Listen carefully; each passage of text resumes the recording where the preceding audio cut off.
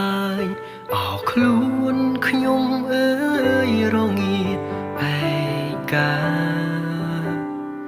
តាលើលោកនេះអ្នកណាកំណត់ជួបឬប្រត់តាអ្នកណាសូមកំណត់វាសនា